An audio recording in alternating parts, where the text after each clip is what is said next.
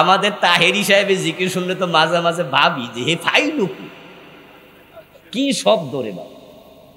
এবং জিকিরের স্টাইল কি, এক ভিডিও দেখলাম যে কোন কোন জিকির আছে, নাম দিছে করাতি জিকির, কাব্বান্না জিকির, ঠেলুন্না জিকির, একটা দেখলাম কারেন্ট জিকির।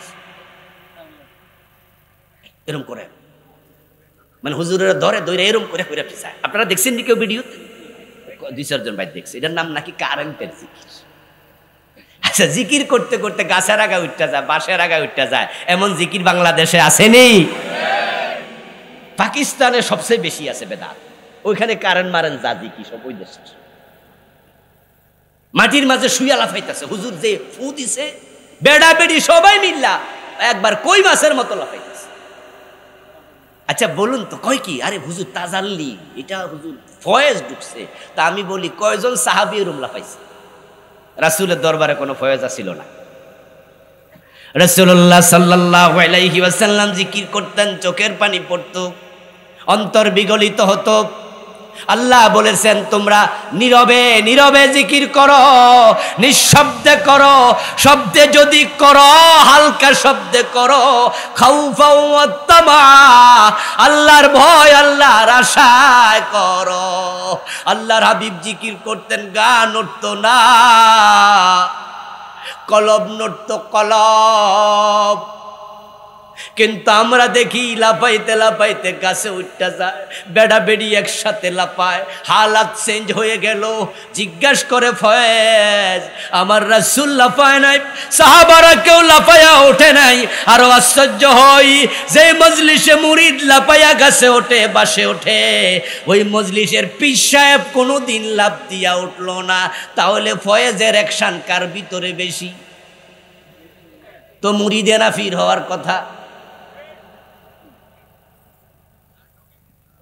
قال رسول الله صلى الله عليه وسلم أفضل الذكر لا إله إلا الله। আমার রাসূল বলেন শ্রেষ্ঠ জিকির হলো লা ইলাহা ইল্লাল্লাহ। যখন কেউ সফল হতে চায়, জান্নাতি হতে চায়, ঈমান আনো, কুলু লা ইলাহা ইল্লাল্লাহ তুফলিহ। যখন আযান দিবা তখন বলবা আশহাদু আল্লা ইলাহা ইল্লাল্লাহ, কিন্তু আস্তে করে মাঝখানে বাইঙ্গা কয় ইল্লাল্লাহ ইল্লাল্লাহ ইল্লাল্লাহ। আমার প্রশ্ন, ও প্রিয় হুজুর, রাসূল ইল্লাল্লাহ জিকির করছে, একটা হাদিস দেখান নাই, একদিনও করেন নাই। ডিজাইন হলো লা ইলাহা ইল্লাল্লাহ, মাঝখানে ভাঙলে ডিজাইন ঠিক না বিকৃত? তো ভাঙলেন কেন? এবার যুক্তির ঢল নামবে, যুক্তির ঢল নামবে যে হাদিসে ইস্কির আছে বুখারীতে, ইল্লাল ইসখির। হুজুর আপনি মুহাদ্দিস, এই হাদিস পড়েননি? মুস্তাসনা মুস্তাসনা মিনহু ইস্তিসনা, হরফে ইস্তিসনা দিয়া জায়েজ বানায়া সারমু, নাহু শরব ঢুকায়া ইল্লাল্লাহ জিকির জায়েজের জন্য কি শক্তিশালী যুদ্ধ শুরু করলো। আমার প্রশ্ন, প্রিয় নবী যদি এগুলা জায়েজ জানতেন, ইস্তিসনা হরফে ইস্তিসনা মুস্তাসনা জানতেন, তুমি মনে করো কি রাসূল আল্লাহ এগুলো শিখায় নাই? উল্লিমতু ইলমাল আউয়ালিন ওয়াল আখিরিন। তো রাসূল কেন ইল্লাল্লাহ জিকির করলো না? ডিজাইন তুমি ভাঙলা কেন? ও দোস্ত, 5 প্রকারের মানুষ ব্যর্থ হবে, তাদের আমল আল্লাহ পর্যন্ত যায় না। 1 নাম্বার কুফরি যে করবে, 2 নাম্বার শিরিক যে করবে, 3 নাম্বার নেফাক যে করবে, 4 নাম্বার হারাম যে খাবে, 5 নাম্বার যার আমলের সাথে বেদাত ঢুকে গেছে।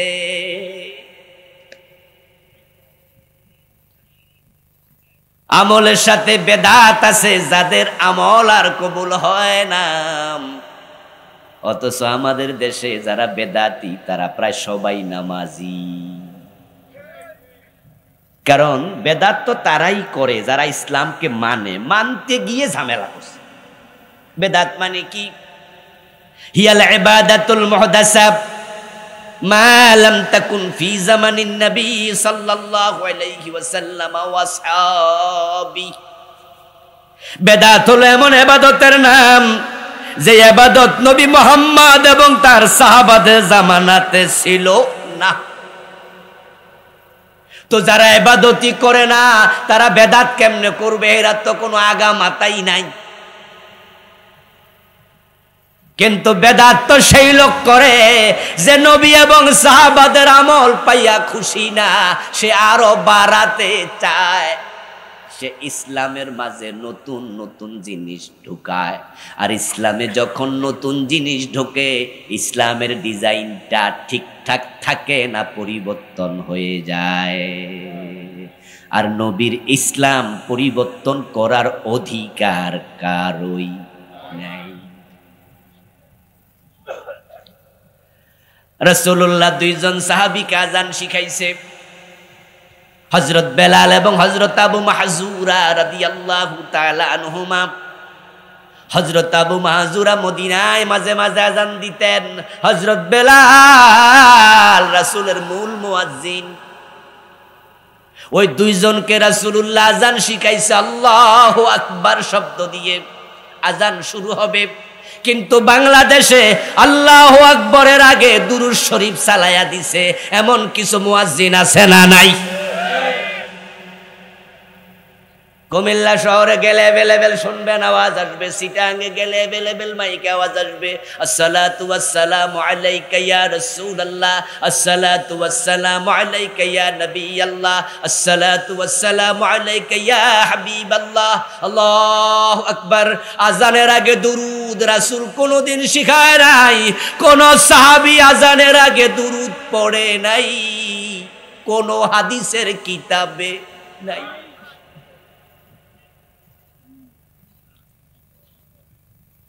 রাসূলুল্লাহর ডিজাইন আপনি চেঞ্জ করবেন, অধিকার আপনাকে কে দিল? قال رسول الله صلى الله عليه وسلم من حدث حدثا أو أوى محدثا فعليه لعنة الله والملائكة والناس أجمعين। আমার রাসূল বলছেন যে নতুন নতুন ইবাদত চালায়া দেয় তার উপর আল্লাহর লানত, ফেরেশতাদের লানত, বিশ্ব মানবতার লানত পড়ুক। রাসূল বদদোয়া দিছে।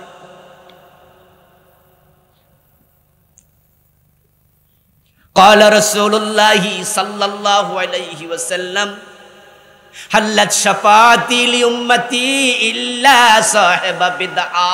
প্রিয় নবীজি বলেন আমার উম্মতের জন্য আমার সুপারিশ আল্লাহ অনুমোদন করে দিছে, হাসরের দিন আমার সুপারিশ কবুল হবে। তবে যারা বেদাতি তাদের জন্য সুপারিশের অনুমতি নাই।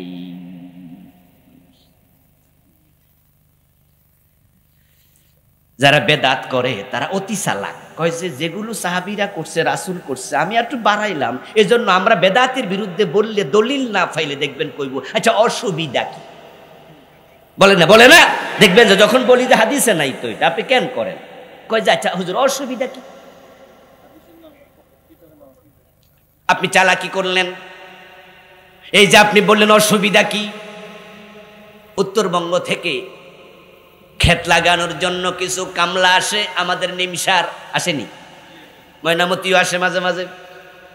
আপনি ধান গাছ লাগাবেন, তাকে আনলেন 500 টাকা রোজ, ও বেডারে দেখাই দিলেন আমার এখানে হলো ধানের চারা, এই হলো আমার ক্ষেত, এই চারা তুলে ক্ষেতের মাঝে ধান লাগাইবা, এরকম সোজা কইরা কইরা ও বেডা ধান গাছ লাগাইছে। বিকালবেলা রিপোর্ট করলো যে স্যার আপনার কাম শেষ।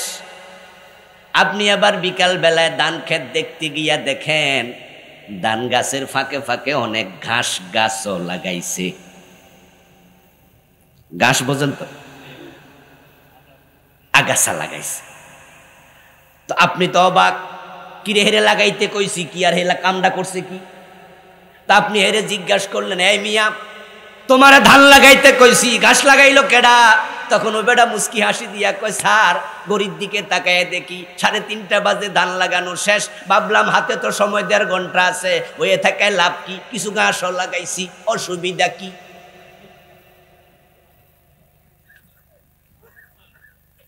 আচ্ছা বেটা যে 1.5 ঘন্টা আপনার এই কাম করছে, আপনি খুশি হইয়া নিশ্চয়ই 100 টাকা বাড়াই দেবেন, ঠিক না? কথা কইতে হইব কিন্তু 100 টাকা বাড়াই দেবেন। তো বেড়া না কইছে অসুবিধা কি? কি সুন্দর যুক্তি। ও দোস্ত, যদি আপনার মূল ধানের জায়গায় আগাছা আসে, মূল ফসলের ক্ষতি হয়ে যাবে। এই বেটা বেআক্কল যদি নাও বোঝে, ক্ষেতওয়ালা বোঝে। এই জন্য ক্ষেতওয়ালা আগাছার পক্ষে না, বরং আগাছা যদি ওঠে এটা তোলার জন্য আবার কামলা সে রাখে। কি আপনারা আগাছা তোলার জন্য কামরা রাখেননি? এবার প্রিয় নবীজির হাদিস শুনুন। ক্বালান নবী সাল্লাল্লাহু আলাইহি ওয়াসাল্লাম মান হাদাসা ফি আমরিনা হাযা মা লাইসা মিনহু ফাহুয়া রাদ। রাসূলুল্লাহ সাল্লাল্লাহু আলাইহি ওয়াসাল্লাম বলেন, আমার দ্বীনের মাঝে যাহা ছিল না, যদি এটা কেউ আবিষ্কার করে সেটা বাদ, তোমরা সেটা গ্রহণ করিও না। আমার এই জামাটা আমি সিলাইয়া আয়রন করার জন্য দোকানদারের কাছে গিয়ে আমি যে বেটা ওই যে দোফা দিলাম, দোফা বেটা আমার জামা আয়রন করছে সুন্দর করে ধুইয়া টুইয়া। জামা আমার হাতে নিয়ে আমি দেখি আমার হাতা আছে দুইটা, কিন্তু বেটা মাঝখান দিয়া কাইটটা নতুন একটা হাতা যোগ কইরা দিছে। আমি জামা হাতে লইয়া কমু, কিরে এই ডিজাইন আসলো কোত্থেকে? আমার হাত আছে দুইটা, বেটা লাগাইছে আর একটা, ওইটা কি হইব? জুল্লা থাকবো তো, আর এটা গাদ দিলে লাগবোটা কেমন? আমি ওরা ধরলাম, এই মিয়া কি করলা? হে বলো, হুজুর আপনার জামা তো তাই মহাব্বত করে একটা এক্সট্রা লাগাইয়া দিছি। এত মহাব্বত কি বালানি? এই কথা বলতে হবে, মহাব্বত এত বালানি? অতিরিক্ত কোনো কিছু? আমি কম, এই বেটা তুই আমার জামা নষ্ট করলি, ফাজি কথাকার, তোর মহাব্বত তোর কাছে রাখ, জরিমানা দে, জরিমানা দে। আল্লাহর নবী ঈদ করলেন দুটি, ঈদুল আযহা, ঈদুল ফিতর। আর আপনারা বানাইলেন নতুন ঈদ, ঈদে মিলাদুন নবী। বানান নাই শুধু, বানাইয়া মিছিলও বানাইছেন, সকল ঈদের সেরা ঈদ ঈদে মিলাদুন নবী। এখন আপনার নতুনটা যদি সেরা হয়, আমার নবী মুহাম্মাদের রেখে যাওয়া দুইটার খবর কি? কামটা করলেন made in Pakistan, made in Bangladesh, এটা মেড ইন মদিনার থেকেও সেরা। নবী মুহাম্মাদের বানানো ঈদ দুটা, আল্লাহ শিখাইছে দুটা, দুটা উদযাপন করো। 2 রাকাত করে ঈদের দিন নামাজ পড়ো, 2টা করে খুতবা দাও, এক রাস্তায় যাও আর এক রাস্তায় ফেরো। কিভাবে ঈদ উদযাপন করতে হবে হাদিসের মাঝে পুঙ্খানুপুঙ্খ আছে, কিন্তু তুমি যে সেরা বানাইলা তোমারটা, এখন এটাতে নামাজ আছে কয় রাকাত ঈদের? কয় নাই। তো খুতবা আছে কয়টা? ঈদ পালনের কোনো নিয়ম আসেনি। তো সেরা হইল কি দিয়া? নামাজও নাই, খুতবাও নাই, সুন্নতও নাই, সিস্টেমও নাই। তো তুমি যে মিছিল করলা তোমারটা সেরা, সেরাটা হইল কি দিয়া? শুধু জিলাফি দিয়া।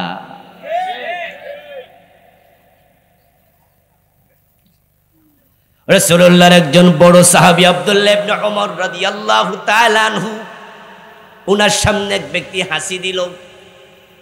হাসি দেওয়ার পর আমরা কি পড়ি?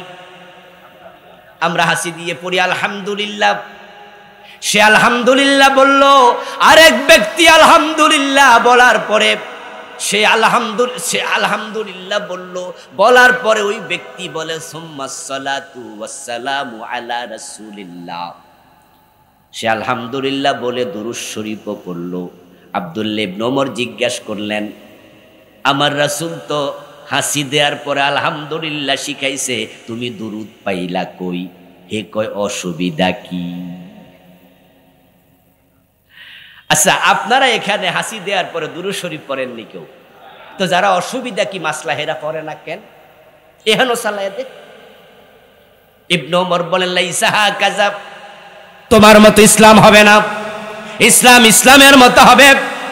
অসুবিধা কি? এই কথা বলে যদি উনি 5টা বেদাত বানায়, আমি 5টা বানাই, উনি 5টা বানায়, এরকম প্রতি বছর কিছু হয়। 1400 বছরে বেদাত যদি চলতে থাকতো, কোনটা আসল ইসলাম এটাই তো খুঁজে পাওয়া যেত না।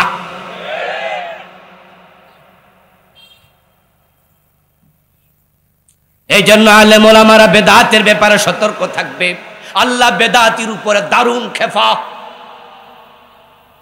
قال النبي صلى الله عليه وسلم لا يقبل الله لصاحب بدعة صوما ولا صلاة ولا حج ولا عمرة ولا جهاد ولا صرف ولا عدل يخرج من الدين كما تخرج الشعرة من العجين ইবনু মাজার হাদিস। প্রিয় নবীজি বলছেন, বেদাতি যখন কে হয়ে যায়, ইসলামের ডিজাইন চেঞ্জ করে ফেলে, তখন আল্লাহ তার নামাজ, রোজা, হজ, যাকাত, জিহাদ কিচ্ছু কবুল করেন। ইন্নাল্লাহা হাজাবা তাওবা লিসাহিবি বিদআ হাত্তা ইয়াদা বিদআতাহু। আরে হাদিসে রাসূল বলছে, তাওবা করলে তার বেদাতি থাকা অবস্থায় তাওবা কবুল হয়। আগে বেদাত ছেড়ে তারপরে তাওবা। এরপর রাসূল বলে, ইয়াখরুজু মিনাদ দ্বীন, বেদাতি দিন থেকে বের হয়ে যায়। কামা তাখরুজু শাওরাতু মিনাল আজিন, যেভাবে খামিরের ভিতরে চুল পড়লে চুল টান দিলে বের হয়ে যায়। উদাহরণটা কি পারফেক্ট, কি চমৎকার। আচ্ছা, মহিলারা যখন রুটি বানানোর জন্য খামির বানায়, ওই খামিরের মাঝে মহিলাদের লম্বা চুল যদি পড়ে, ওই চুল সহ রুটি বানায় না টান দিয়া বের করে? কথা বলেন না প্রিয় ভাইয়েরা।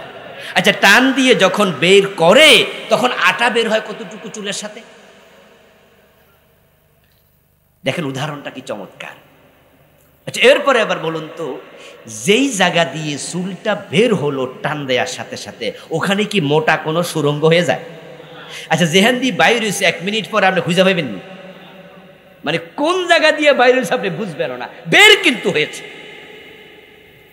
রাসূলের উদাহরণের মানে কি? মানে হলো বেদাতি আস্তে আস্তে আস্তে আস্তে ইসলাম থেকে এমন ভাবে বেরিয়ে যায় ওই চুলের মতো, সে যে ইসলামের ভিতরে নাই সে বোঝেও না। আমাদের বাংলাদেশে যে সমস্ত দরবারে পীরের পায়ে সেজদা দেয়, এই যে কালিয়াপুর পীরের পায়ে সেজদা দেয় না, আটরশি পীরের পায়ে সেজদা দেয় না, মাইজবান্ডার পীরের পায়ে সেজদা দেয়, জানেন তো? জানেন তো? ওদের দরবারগুলো বেদাতে পরিপূর্ণ। বাংলাদেশে চলমান বেদাত নিয়ে আমি আলাদা একটি বই লিখছি। আমার লেখা মোট 8টা বই, এ মাসও একটা এসেছে আলহামদুলিল্লাহ নতুন, প্রিয় নবীর জীবনীর উপরে। এটা আমি অনেক বছর আগে লিখছি, 38টা লিখছি। 38টাই মেজবান্ডার পাবেন, 38টাই দেওয়ানবাগে পাবেন, 38টাই কালিয়াপুরে পাবেন, আরো বেশি পাবেন যেগুলো আমি জানি না। এখন বেদাতীদের দরবারে শুধু বেদাত না, শিরিকও আছে। কথা বলতে হবে আপনাদের। বেদাতি যে দরবারগুলোর নাম বললাম সেখানে শুধু বেদাত না শিরিক আছে? আচ্ছা, শিরিক করলে ইমান থাকে না, চলে যায়? দেখেন এই বেদাতির আস্তে আস্তে বেরিয়ে যায়। আরে রাসূল কত সুন্দর উদাহরণ দিচ্ছে।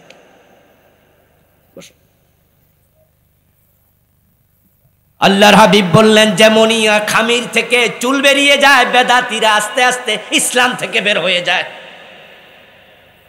ওরা প্রথমে আজানের আগে দুরূদ শরীফ চালু করলো। তা আপনি জিজ্ঞাসা করলেন, এই দুরূদ পাইলা কই? জবাব দিল, দুরূদ পড়লে 10 নেকি, অসুবিধা কি? পড়লাম, সময় তো হাতে আছে। এইভাবে আস্তে আস্তে করে আগাচ্ছে। আগাইতে আগাইতে জিকিরের মাঝে আবার ঢোল বাজাইলো। আপনি জিজ্ঞাসা করলেন, এই জিকিরে ঢোল বাজাও কেন? তখন বলে, মনোযোগ বাড়ে, অসুবিধা কি? জিকিরের মাঝে পুরুষ মহিলা একসাথে লাফাও কেন? তখন বলে, আরে মিয়া, যদি মহিলা সাথে তাহলে জোশ আরো বাড়ে, অসুবিধা কি?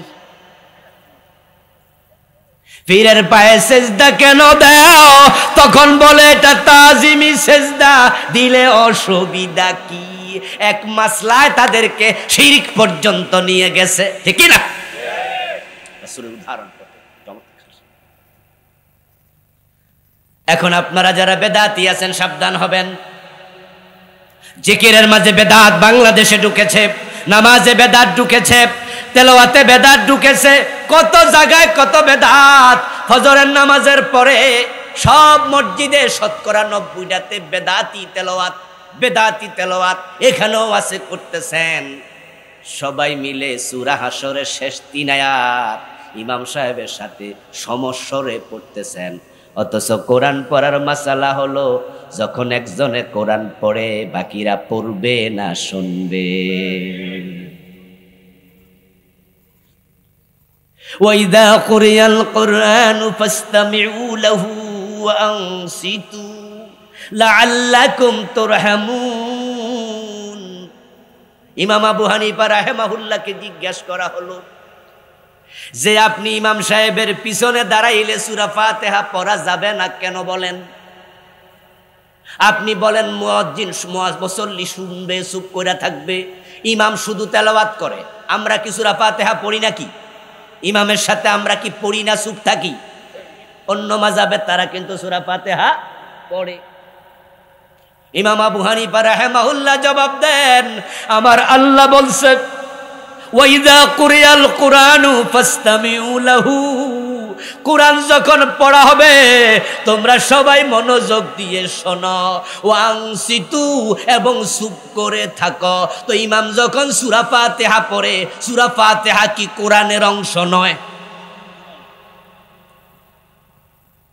আপনারা কি আমার কথা বুঝতেছেন? তো সূরা ফাতিহা কোরআনের ভিতর আসেনি? তো এই জন্য ইমাম আবু হানিফা আল্লাহ কইছে চুপ থাকতে।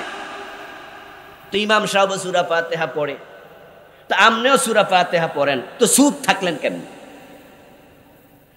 তাহলে ইমাম আবু হানিফার ফতোয়া হলো যখন কেউ কোরআন তেলাওয়াত করবে বাকিরা কি তেলাওয়াত করবে না, চুপ থাকবে? তো সূরা হাশরের শেষ 3 আয়াত কোরআন শরীফে নাই, তো তখন সবাই মিল্লা পড়েন কেন? এটা কোথায় পাইলেন?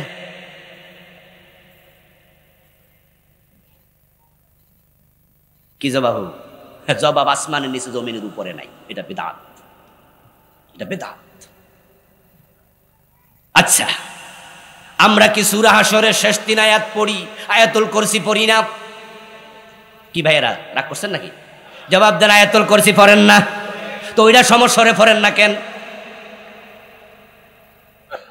বরং আসলা শোনেন, আয়াতুল কুরসির হাদিস আর সূরা হাশরের শেষ 3 আয়াতের হাদিস, দুটার মাঝে আয়াতুল কুরসিটা হলো সহিহ আর সূরা হাশরেরটা হলো যঈফ। রাসূলুল্লাহ সাল্লাল্লাহু আলাইহি ওয়াসাল্লাম বলেছেন, যদি 5 ওয়াক্ত নামাজের পরে কোনো ব্যক্তি আয়াতুল কুরসি নিয়মিত পড়ে, তার সাথে জান্নাতের ব্যবধান শুধু তার মৃত্যু। এই হাদিস সহিহ। আর আয়াতুল কুরসি পড়লে 70,000 ফেরেশতা দোয়া করে, একটা হাদিস আছে না? এটা মুহাদ্দিসগণ বলেছেন যঈফ। তো যেটা যঈফ হাদিস এটা সবাই মিল্লা পড়লেন, তো যেটা সহিহ হাদিস এটা একা একা পড়েন কেন? এটা মিল্লা চালায় দেন। তেলাওয়াতে ঢুকেছে বিদআত। এই জন্য আপনাদের বলছি এটা পার্সোনাল ইবাদত। সুবহানাল্লাহ জিকির করবেন, আলহামদুলিল্লাহ জিকির করবেন, বিভিন্ন দোয়া পড়বেন, সবগুলো পার্সোনাল ইবাদত। সূরা হাশরের শেষ 3 আয়াত তেলাওয়াত এটাও পার্সোনাল ইবাদত, ইজতিমাই ইবাদত না। অদস্ত ডিজাইন আপনি ভাঙছেন, এক জায়গায় 2 জায়গায় না, কত জায়গায় কত ডিজাইন আপনি নষ্ট করতেছেন। রাসূলুল্লাহ সাল্লাল্লাহু আলাইহি ওয়াসাল্লাম নামাজ যখন শেষ করতেন, সালাম ফিরায়া, বাংলাদেশে রাসূলুল্লাহর ডিজাইন প্রায় মসজিদে নাই, রাসূল সালাম ফিরায়া 3 বার পড়তেন আস্তাগফিরুল্লাহ। কয়বার? কয়বার? একবার পড়তেন আল্লাহু আকবার, একবার পড়তেন আয়াতুল কুরসি, 36 বার সুবহানাল্লাহ, 33 বার আলহামদুলিল্লাহ, 34 বার আল্লাহু আকবার। আল্লাহুম্মা লা মানিআ লিমা আতাইতা ওয়া লা মুতিয়া লিমা মানাতা ওয়া লা ইয়ানফাউ জাল জাদ্দি মিনকাল জাদ। আল্লাহুম্মা আনতা রাব্বি লা ইলাহা ইল্লা আনতা খালাকতানি। রাসূল আপনার সাইয়্যিদুল ইস্তিগফার পড়তেন সালাতের শেষে, পড়তেন আল্লাহুম্মা আইন্নি আলা যিকরিকা ওয়া শুকরিকা ওয়া হুসনি ইবাদাতিকা। আরো কত দোয়া, কিন্তু বাংলাদেশে সালাম ফিরাইয়া আল্লাহুম্মা আমিন, শেষ। এরপর হুজুরও খারাই গেছে, মুসল্লিও খারাই গেছে, রাসূলুল্লাহর দোয়াগুলো বাংলাদেশে মরে গেছে। এই যে কিছুক্ষণ আগে আমি জিকিরগুলো কইলাম, এগুলো কোন হুজুর অস্বীকার করবে যে 33 বার সুবহানাল্লাহ নাই, আয়াতুল কুরসি নাই, আল্লাহুম্মা আনতাস সালাম ওয়া মিনকাস সালাম আছে না, ইস্তেগফার 3 বার নাই, আল্লাহু আকবার নাই? কোন হুজুর দুনিয়া আছে বলবে নাই? সবাই বলবে আছে। তো থাকলে তুমি পড়ো না কেন? এই সুন্নাহ মেরে ফেললা কেন? ডিজাইন শেষ করলা কেন? রাগ করতেছেন না তো? বুঝ নেবেন, আপনার আমল কবুল বন্ধ, টের পাবেন ওখানে গিয়ে। ডিজাইন ইসলামে শেষ করা যাবে না। আরো একটা বেকুবি কি জানেননি? আচ্ছা, হুজুর যে আমিন কইল, মুসল্লিও কি কয়? আর হুজুর কি কইছে ওরা শুনছেনি? অনেক জায়গায় শোনে না, কারণ মাগরিবের নামাজে দেখবেন অনেক জায়গাতে আওয়াজ করে দোয়া করে না, সালাম ফিরে আল্লাহুম্মা আমিন, তারপরে মনে মনে কিছু কইছে আমিন, পরে সবাই কয় আমিন। এই যে আমিন আমনে কইলেন, হুজুর কি কইছে শুনলেনই না। হুজুর যদি ভিতরে বদদোয়া দিয়ে দেয়, আরে বদদোয়া দিতে তো পারে। এই যে কতদিন বেতন বাড়ায় না, পিছনে সভাপতি আছে, হুজুর কইছে আল্লাহ এ সভাপতি গিরি খাও, সভাপতিও কয় আমি।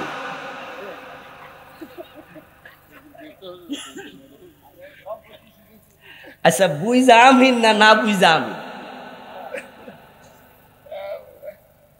আবার কিছু কিছু মসজিদ আছে হুজুর সালাম ফিরাই এমন জোরে দোয়া করে মাইকে, যাদের 1 রাকাত 2 রাকাত মাসবুক হয়েছে, ছুটে গেছে, এরা সূরা ফাতিহা হুজুরের দোয়ার ধাক্কায় পড়তে পারে। আচ্ছা, এমন এই পরিস্থিতির আমি মুখোমুখি হয়েছি, আপনারা হয়েছেন নি কোনো? এই যে অনেকে হয়েছেন। আচ্ছা, এবার আমি একটি প্রশ্ন করতে চাই, যে হুজুরে জোরে জোরে দোয়াটা চালাইলেন, আচ্ছা উনি কি এ দোয়া করাকে ফরজ মনে করে? দোয়া তো মাঝে মাঝে আমরাও ঠেকায় ফইরা করি, কারণ এমন মসজিদে গেছি যে এনে দোয়া না করলি এটা লই এই ঝগড়া শুরু, প্রয়োজন মারামারি করে শহীদ হয়ে যাবে। তখন মনে করি যে এই ঝগড়া ফাঁসাচ্ছে যা। আচ্ছা, এই যে মাঝে মাঝে আমরা করি ফেঁসে পইরা বিপদে পড়ি, আল্লাহর কাছে আবার মাফ চাই যে আল্লাহ বেদাতের পক্ষে আমি না। আচ্ছা, যে হুজুররা নিয়মিত করে সে হুজুরকে এটা ফরজ কইছে? আচ্ছা, এটাকে ওয়াজিব বলছে, সুন্নতে মুআক্কাদা কইছে? এটার কয় কি? কয় যে দোয়া না করলেও অসুবিধা নাই, আর করলে অসুবিধা কি? দলিল তো একটাই, অসুবিধা কি? আচ্ছা, এবার বলুন তো, যেই বেটা 1 রাকাত ছুটে গেছে ওই বেটার কেরাত পড়া কি নফল না ফরজ? তো আমনের নফলের ধাক্কায় ফরজের কি খবর? আপনি তো এটা মোবা বললেন বা নফল বললেন, অসুবিধা কি? তো আমনের নফলের ধাক্কা বেটাতে কেরাত ভুলে যেতেছে। قال النبي صلى الله عليه وسلم نفرتكم يوم القيامة على الحوض। এবার রেজাল্ট শুনেন, প্রতিক্রিয়া। রাসূলুল্লাহ বলেন, কিয়ামতের দিন আমি তোমাদের সবার আগে হাউজে কাউসারের সামনে চলে যাব। আমার উম্মতরা হাউজের পানি পান করবে, যে একবার পান করবে লা ইয়াজমাউ আবাদা, কোনদিন পিপাসিত হবে না। ওই পানি হবে আসাদ্দু বিয়াদাম মিনাল লাবান ও আহলা মিনাল আসাল ও আতিয়াবু মিনাল মিসকি জানুহু কানুজুমিস সামা জাওয়ায়াহু সাওয়াউন মাসিরাতা শাহর। আমার রাসূল বলে, হাউজে কাউসারের পানি এক অভিনব পানি, যার কালার হবে দুধের চেয়ে সাদা, স্বাদ হবে মধুর সে মিষ্টি, গন্ধ হবে মিস্কের সে বেশি, তার পেয়ালা হবে তত আকাশে তারকা আছে যত। সুবহানাল্লাহ। আমার উম্মত পানি পাবে। হাউজে কাউসারের পানি খাওয়ার শখ আমাদের আছে কিনা? বেদাতি হইলে কিন্তু পাবেন না। সহিহ বুখারীর হাদিস, এটা যেটা এখন পড়তেছি সহিহ বুখারী, এই বইটা আমি সবগুলো আনছি।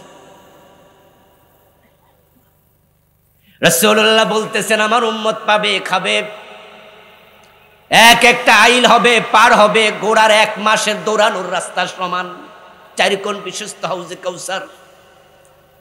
আমি যখন আমার উম্মতকে হাউজের পানি পান করাতে থাকব, বছরে আমার একদল লোক উম্মত পরিচয় দিয়ে, হুজুর আমাদেরকে হাউজের পানি দেন, আমরা আপনার উম্মত বটে। রাসূলুল্লাহ সাল্লাল্লাহু আলাইহি ওয়াসাল্লাম বলছেন, আমি তাদেরকে উম্মত মনে করে পানি দেওয়ার জন্য সামনে আগাবো। ফায়ুহালু বাইনি ওয়া বাইনাহুম, কিন্তু তাদের হাতে গ্লাসটা দেওয়ার আগে তাদের মাঝে আর আমার মাঝে একটা পর্দা পড়ে যাবে। আমি তাদের হাতে হাউজের পানি দিতে পারবো না। এবার আপনাদের একটু আইকিউ টেস্ট করি, বলেন তো পর্দাটা কি নিজে নিজে পড়লো না কেউ ফালাইছে? কে ফালাইলো? মাশাআল্লাহ। সেদিন সবকিছু নিয়ন্ত্রণ করবে কে? ওয়াল আমরু ইয়াউমা ইযিন লিল্লাহ। সেদিন সবকিছু আল্লাহর নিয়ন্ত্রণ, কোনো ফেরেশতার নিয়ন্ত্রণ হবে না। আল্লাহ পর্দা ফেলে দিলেন। আল্লাহর হাবিব বলছেন ফাকুলু ইন্নাহুম মিন্নি, তখন আমি বলবো কি হলো, তারা তো আমার উম্মত। তখন ফেরেশতারা এবার দৌড়ায় আসবে, ফায়ুকাল, তারপরে বলা হবে, ফেরেশতারা বলবে ইন্নাকা লা তাদরি মা আহদাসু বাদাকা ফাকুলু সুকান সুকান লিমান গায়্যারা বাদি। ফেরেশতারা এসে বলবে ইয়া রাসূলুল্লাহ, এরা আপনার উম্মত না, এরা 2 নাম্বার, এরা বেজাল। আপনার রেখে দেওয়া রেখে আসা ইসলাম তারা ডিজাইন পরিবর্তন করে ফেলছে। ইন্নাকা লা তাদরি মা আহদাসু বাদাকা, আপনার পরে তারা যে কি পরিমাণ পরিবর্তন করছে, তারা বেদাত বানাইছে, ইসলামের ডিজাইন শেষ করে ফেলছে। ফাকুলু সুকান সুকা, আমি বলবো দূর হ দূর হ, লিমান গায়্যারা বাদি, যারা আমার পরে আমার ইসলামের ডিজাইন চেঞ্জ করেছিস। গায়্যারা তাগয়ীর মানে ডিজাইন পরিবর্তন। আমি নবী যে ইসলাম রেখে এসেছি, আমার ইসলামে ছিল চোর ধরে হাত কাটা, তোরা 53 বছর এটা মানুষ নাই। আমার ইসলামে ছিল ডাকাত ধরে শুলে দাঁড়া, তোরা মানুষ নাই। আমার ইসলামে ছিল জেনা করলে 100 বেত লাগানো, বিবাহিত হলে পাথর মারা, 53 বছরে মানুষ নাই। আমার ইসলামে ছিল মদ পান করলে 80 বেত দিতে হবে, 53 বছরে মানুষ নাই। আমার ইসলামে ছিল আলা লাহুল খালকু ওয়াল আমরু, সৃষ্টি যার, আইন চলবে শুধুই। আমি আল্লাহর আইনে 10 বছর দেশ চালাইছি, 53 বছর চালাস নাই, বিকৃত করেছিস। আমার ইসলামে এটা ছিল না, এগুলা তোরা বাড়াইছিস। আমি ঈদ করেছি 2টা, ঈদে মিলাদুন নবী পাইলি কোথায়? আজানের আগে দুরূদ শরীফ পাইলি কোথায়? দুরূদ শরীফ আমরা দাঁড়াইয়া পড়ব, দুরূদ শরীফ আমরা বসে পড়ব, দুরূদ শরীফ আমরা শুয়ে পড়ব। জিকির যেমন দাঁড়িয়ে করা যায়, জিকির যেমন বসে করা যায়, জিকির যেমন শুয়ে করা যায়। আল্লাযীনা ইয়াযকুরুনাল্লাহা কিয়ামান ওয়া কুউদান ওয়া আলা জুনুবিহিম। আপনি শুয়ে আছেন, ঘুম আসে না, আপনি কি শুয়ে শুয়ে দুরূদ শরীফ পড়তে পারেন না? আপনি দোকানে বসে আছেন, কাস্টমার নাই, আপনি ফেসবুক না চালে একই দুরূদ শরীফ পড়তে পারেন না? আপনি বাস স্ট্যান্ডে দাঁড়ায় আছেন, গাড়ি আসে না, আপনি গল্প না করে কি দুরূদ শরীফ পড়তে পারেন না? আমরা কি মানা করছি জীবনে? কিন্তু দুরূদ শরীফের অনুষ্ঠান মিলাদ নাম দিয়া কিছুক্ষণ বৈশা, কিছুক্ষণ হঠাৎ করে খাড়াইয়া যাবে, দেখবেন যে মাহফিলগুলোতে কিছু কিছু বক্তা পাবেন যারা মাহফিলে এসে দুরূদ শরীফ যখন শুরু করে তখন বইয়ে বইয়া পড়ে, যখন বক্তৃতা শুরু করে দুরূদ শরীফ পড়ে না। আরে মাহফিলগুলোতে যখন বক্তা বসে, মাহফিল স্টার্ট, তখন দুরূদ শরীফকে খাড়াই পড়ে, বৈশা বৈশা পড়ে। কিন্তু দেখবেন শেষে মুনাজাত রাখ দিয়া কয় আসুন রাসূলকে একটু দাঁড়িয়ে সালাম দেই, তখন সবাই লয়ে খাড়াইয়া যায়। আমার প্রশ্ন হলো, তাইলে আপনি আগে বসলেন, এখন দাঁড়াইলেন কেন? কথা বোঝেন? আমরা দাঁড়াইতে মানা করিনি, কিন্তু আপনি যে ডিজাইনটা বানাইলেন সেটা পাইলেন কই? কিছুক্ষণ বসলেন, কিছুক্ষণ দাঁড়ায়। হ্যাঁ ভাই, আপনি বসে বসে দুরূদ পড়ছেন, আপনার পা ব্যথা, আপনি আর ভালো লাগে না, আপনি এবার দাঁড়ান, কোনো অসুবিধা নাই। কিন্তু সবাই রে কয় আমনেরাও খারান। যদি কেউ না খারা, হের দিকে চোখ এত বড় করে চায়, পারে না, হেজাক লাইট লাগাই দেবো, ঠিক না? এবং বলবে যে সে বেয়াদব, রাসূলের সাথে বেয়াদবি। রাসূলের সাথে সে কখন বেয়াদবি করলো? কই যে আমরা সবাই দাঁড়িয়ে সালাম দিলাম, সে দাঁড়িয়ে দিল না। দাঁড়িয়ে যদি সবাই সালাম দেয় আর এই হুজুর বইয়া থাকে, তাহলে শ্রোতারাও কিন্তু উনার দিকে একবার এমনি চেয়ে থাকবে, বলবে একটা গোস্তাকে রাসূল পাওয়া গেছে, রাসূলের সাথে বেয়াদবি করে লাইছে। ও দোস্ত, দাঁড়িয়ে সালাম দেয়া আদব, বসে দিলে হয় বেয়াদব।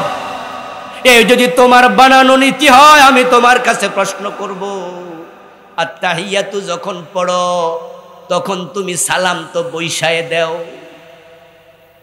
আসসালামু আলাইকা আইয়ুহান নাবিয়্যু ওয়া রাহমাতুল্লাহি ওয়া বারাকাতুহু। আত্তাহিয়াতুর মাঝে আছে না নাই? এই সালাম দেওয়ার সময় দাঁড়াইছেন কয়জন? তো যারা হুজুররা আমারে যদি না দাঁড়ায় বেয়াদব কয়, এটি সব কৃত বেদবি আগে কইরা বইরছি, হেরারে কিতা কইতাম? আল্লাহর নবীর ইসলাম বিকৃত হবে না, বিকৃত করা যাবে না। আপনি এখানে যুক্তি দিলে মানবেন না, আর এক জায়গায় আপনার বেদাত ধরাই দিলে আপনি যুক্তি দেবেন, দ্বিচারিতা করা যাবে না। আমরা আলেমরা ইসলামের পাহারাদার, নবী আর আসবে না, সাহাবী আসবে না, ইসলাম পাহারা দিতে হবে। রাসূলের ইসলামে কমানো যাবে না, বাড়ানো যাবে না।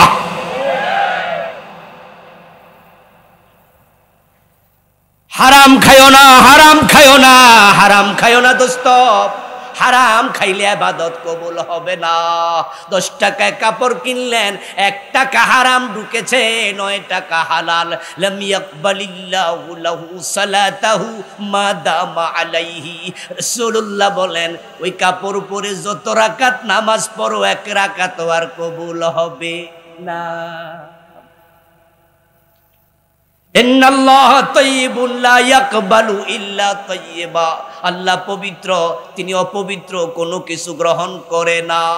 কাবার অঙ্গনে চলে গেল, ইয়াতিলুস সাফারা, লম্বা সফর করলো, আশা আসা ওয়া আগবারা, চুল এলোমেলো, গায়ের কাপড় ধুলিবালি হয়ে গেছে, 50 মাইল হাইটা গেছে, কাতার থেকে সফর করছে, দুবাই থেকে ঘোড়া চালাইয়া গেছে, ওটে চালাইয়া গেছে, পায়ে হেঁটে গেছে রাসূলের যোগে।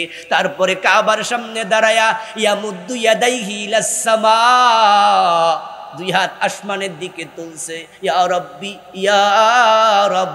মনে মনে ভাবে, এমন জায়গায় খাড়াইছি কত নবীর পায়ের ধুলা এখানে আছে। যেখানে মানুষ তাওয়াফ করে, এটার নাম মাতাফ। ওখানে নবী ইব্রাহিম তাওয়াফ করে নাই? কথা বলেন না, বলেন না ভাইয়েরা, করে নাই? ইসমাইল আলাইহিস সালাম করে নাই? নবী মুহাম্মদ করেন নাই? আরে মনে মনে ভাবে, এমন জায়গায় খাড়াইছি কত নবীর পায়ের চাপ এখানে আছে, এখানে দো আল্লাহ ফিরাবে না। মুলতাজাম এমন জায়গা, সুবহানাল্লাহ, কাবা শরীফের দরজা এবং হজরে আসওয়াদ পাথর, তার মাঝখানের জায়গা। এখানে বুক লাগাইয়া দোয়া করলে দোয়া কবুল হয়। যে লাগা হেয়া ছাড়তে চায় না, টাইন্না নামানো লাগে। যারা উমরায় যান, হজে যান, দেখবেন ওই জায়গায় 24 ঘন্টা ভিড় লেগেই আছে। ওখানে পৌঁছা যুদ্ধ, রীতিমতো যুদ্ধ করে, জেহাদ করে যাওয়া, এবং মনে মনে এটা জানাই লাগে যে গুতা কিছু আজকে খামো, এটা ফিরি। কতজন হাত দিয়া গুতা মার। এরপর আমাদের ভাষণা, এমন জায়গায় বুক লাগাবো যেখানে কত সাহাবী, কত নবীর বুক লেগেছে। রাসূলুল্লাহ বলেন, সে 2 হাত আকাশের দিকে তুলে ইয়া রাব ইয়া রাব বলে চিৎকার দিচ্ছে, আর ভাবে এখানকার দোয়া ফিরবে না। অথচ শোনো, মাতামুহু হারামুন ওয়া মাশরাবুহু হারামুন ওয়া মালবাসুহু হারামুন ওয়া গুযিয়া বিল হারামি ফান্না ইউস্তাজাবু লিযালিকা। সে খাইছে হারাম, পেটে আছে গোশের টাকায় খাবার, সুদের টাকার খাবার, রক্তে আছে আঙ্গুর, বেদানা রক্ত হয়েছে। এগুলো মানুষের ওজনে কম দিয়া, মালে বেজাল দিয়া কামানোর টাকা। হজে গেছে সিনেমা হলের মালিক, এমন আসেনি? শুধু সিনেমা হলের মালিক, যে সিনেমা করে নায়ক নায়িকা, হেরা হজে যায় না?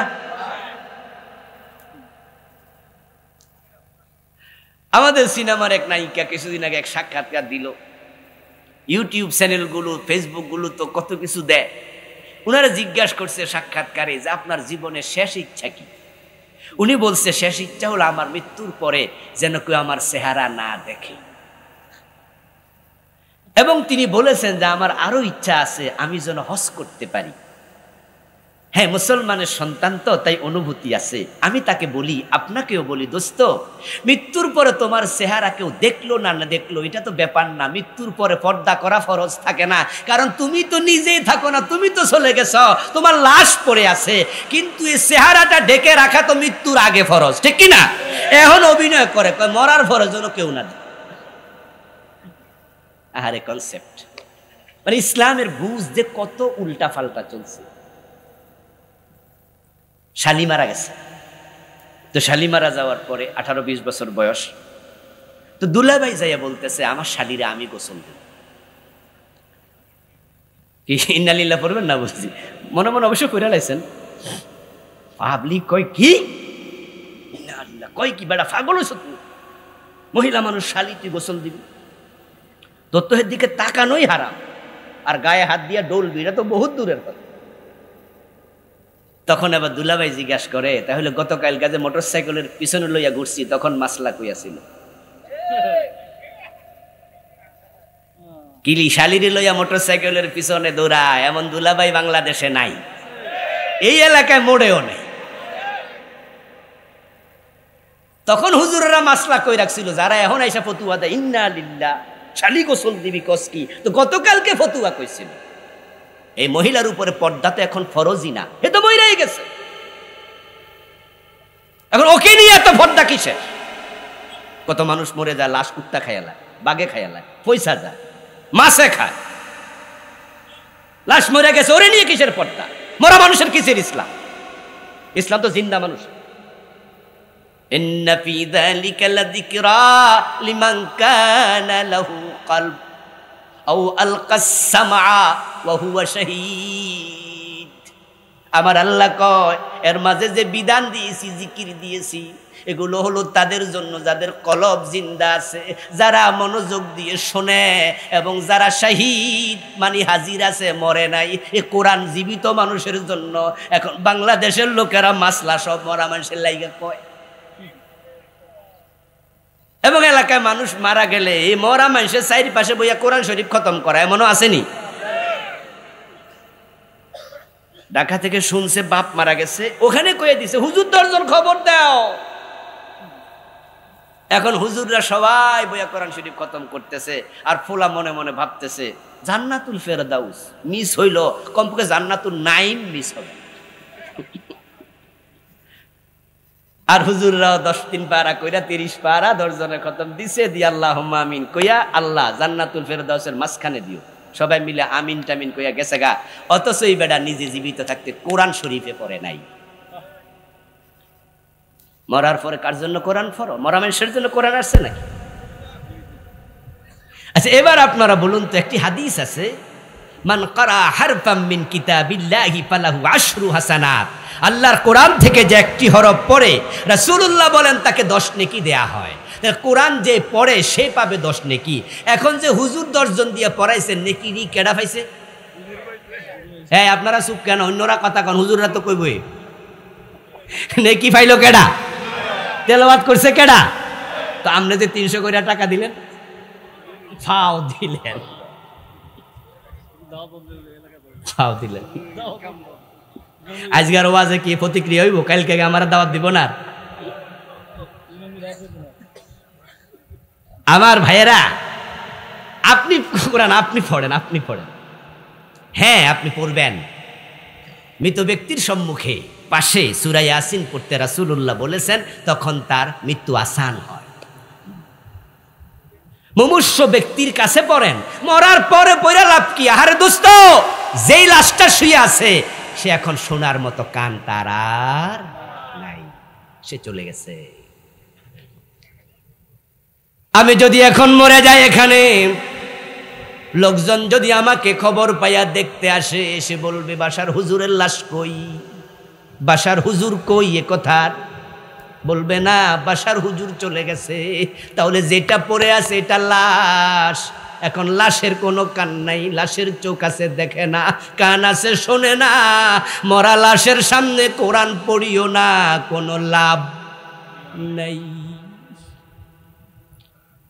পেটে হারাম, জামায় হারাম, খাইছো হারাম। আমার রাসূল কয় কাবার ভিতরে যাইয়া ডুইক্কাও হাত তুইলা লাভ নাই। যারা হারাম খায় তাদের ইবাদত কবুল হয় না, দোয়া কবুল হবে না। অথচ আজকের মাহফিলও সুদে টাকা লাগাইছে এমন 2-4 জন আছে কিনা? আসেনি? অথচ চাচা কিন্তু আজকে এশারের নামাজটা পড়ছে, এবং ফজরের নামাজটা জামাতে পড়বো, এবং চাচা তাহাজ্জুদও পড়ে। সুদে টাকা লাগাইয়া তাবলিগে চিল্লা দিতে গেছে এমন লোক 2-4 জনারই, সবাই না। হ্যাঁ, বলে চাচা আপনি যে তাবলিগে চিল্লা দিতে যান, ঘোরেন শুধু রাস্তায় রাস্তায়, পরিবার চলে কেমনে? কয় যে আল্লাহ চালায়। তো এখন এই ব্যাখ্যা জিগায়, তো আল্লাহ তো চালায়, কিন্তু একটা লাইন মাইন তো থাউন লাগে, কেমনে চালায়? কই যে চাকরির অবসরে বেতন পাইছিলাম, পেনশন পাইছি, ও 40 লাখ টাকা সোনালী ব্যাংকে রাখছি, ওখান থেকে মাসে মাসে 40,000 পাই, তা দিয়ে আল্লাহ চালায়। আস্তাগফিরুল্লাহ, সুদের টাকা কার লগে ঢুকাই দিল? সুদ খাইলে 73 গুনাহ, সবচেয়ে ছোটটা হলো নিজের মায়ের সাথে জেনা। এই টাকা দিয়ে কহিরে বলে আল্লাহ চালাইতেছে। সুদে টাকা লাগাইয়া মাথায় কপালে কালো দাগ ফেলেছ, ও দোস্ত, যার সুদে টাকা লাগানো অবস্থায় মৃত্যু হয়, জেনা মায়ের সাথে করতে ওই অবস্থায় মৃত্যু হয়, সে করছে জেনা। কারণ যখন সে মরছে তখন সুদে টাকা লাগানো আছে। আপনারা যারা সুদ খান তারা সুদের টাকা আজকে তুলে নেবেন। যদি তুলে না নেন, সিদ্ধান্ত না নিয়ে বাড়ি যান। আল্লাহ বলছে ফাযানু বিহারবিম মিনাল্লাহি ওয়া রাসূলিহি, সুদ ছাড়তে না পারো, আল্লাহ এবং রাসূলের সাথে যুদ্ধ ঘোষণা করো। আপনি আল্লাহ এবং তার রাসূলের বিরুদ্ধে যুদ্ধকারী। ঘোষ খাচ্ছেন, থেমে যান, হারাম ছাড়েন, বেশি চালাকি করবেন না। আল্লাহরে বুঝাই দেবেন চালাকি কইরা যে আল্লাহ, হ্যাঁ সুদ খাইলে খাইছি, নামাজ তো ছাড়ি নাই। বুঝেন নাই কথা? চুরি কইরা কোরবান দিয়া হুজুরের কাছে মাসলা জিগা, হুজুর চুরি কইরা কোরবান দিলে কি গুনাহ হয়? হুজুর মারছে ধমক, এই বেটা ফাজলামি জানস করস, মাসলা পাস না, চুরি কইরা কোরবান দেয় নাকি মানুষ? বলে হুজুর আমি জানি আপনি ধমকাইবেন, তবে আমরাও তো মাসলা কিছু হইলেও বুঝি। চুরি করলে গুনাহ হয়, কোরবান দিলে সওয়াব হয়, গুনাহ সওয়াব কাটাকাটি, গোশত ফ্রি। গোস্তর দাম 650 টাকা কেজি, কোরবান উপলক্ষে যদি 2.5 মণ ফ্রি পাই, অসুবিধা কি? আপনারই বুঝ কি সঠিক বুঝ? সিনেমা হলের মালিক মসজিদে সভাপতি হয় কেমনে? সুদী ব্যাংকের মালিক মসজিদ বানায়া মসজিদে মোতাল্লি হয় কেমনে? হচ্ছে তো বাংলাদেশ। কত হারামখোর গোশখোর মসজিদের সভাপতি সেক্রেটারি হয়ে বসে আছে, এবং এলাকার লোকেরা খুঁজে বাইর করে কে দোতলা বানা দিতে পারবো, হেরে আগে সভাপতি বানাবে। ঠিক না? ঠিক না? এটাই করে তো, যে হ্যাঁ কয় যে একতলা তো আছেই, দোতলাটা কেডা বানাইতে পারবো? কয় যে চৌধুরী সাহেব। চৌধুরী সাহেবের বাড়ি গোলশান, জানে যে হারাম সারা কিচ্ছু খায় না, পুরা হারাম ব্যবসা। এরপরও কয় যে না, হেরে সভাপতি বানাও। চলে যায় দৌড়াইয়া সভাপতি বানাইয়া কমিটি লইয়া উনার বাসায়, আর উনিও বলে আমি এলাকায় যাই না কিছু না, তারপরও তোমরা সভাপতি বানাইছো, কি যে করতাম। আচ্ছা বলো এখন কি লাগবো? কয় যে দোতলা ছাদটা আমনে করে দিবেন। কোজা 10 লাখ দিলাম। সবাই মারহাবা, হারাম টাকা মসজিদ, নামাজ কবুল হবে তো? আর কানা কাম 13 ফরজ, 1 নম্বরে শরীর পাক, 2 নম্বরে কাপড় পাক, 3 নম্বরে নামাজের জায়গা ফাঁক। কি করলা? কাপড়ে প্রস্রাব লেগেছে, পানিতে ধো, কাপড় পরিষ্কার হয়ে যাবে, পাক হবে। কিন্তু সুদের টাকা দিয়ে কিনেছ, এখন বঙ্গোপসাগরে দুইলো আর পাক হবে না। এটা তহারাতে বাতিনি, তহারাত জহেরি বাতিনি, দুইটাই লাগবে। প্রস্রাব করেছ, ওযু করো, পাক হয়ে যাইবা। কিন্তু সুদের টাকা দিয়া ভাত খাইছো, পেটে সুদের টাকার ভাত, নামাজে খারাইছো, তোমার শরীর তো না পাক, কেমনে নামাজ হবে? আমার রাসূল নামাজ পড়তেন ওই মসজিদে, যে মসজিদের মাঝে রাতের বেলায় বৃষ্টি হলে কাদা জমে যেত। আমার রাসূল যখন সিজদা থেকে উঠতেন, নাকের মাঝে কপালের মাঝে কাদার চিহ্ন ছিল। মসজিদ ছিল কাঁচা, মুসল্লি ছিল পাকা। আর এখন মসজিদ হইছে পাকা, মুসল্লি কাঁচা। এমন কাঁচা হইছে, সিজদায় হুজুর যদি সুবহান রাব্বিয়াল আলা 3 বার আস্তে আস্তে পড়ে, এসি ঘরে এসি মুসল্লি, এসি মসজিদ, ঠান্ডা মজা, তারপরেও মুসল্লির ধৈর্য সহ্য হয় না, হে কাশ দিয়া মিস কল দেয়।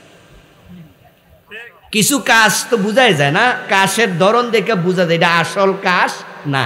মানে হুজুরে বুঝাইছে, হুজুর আমার তো শেষ, আমনের কদ্দুর, অথচ এসি মসজিদ।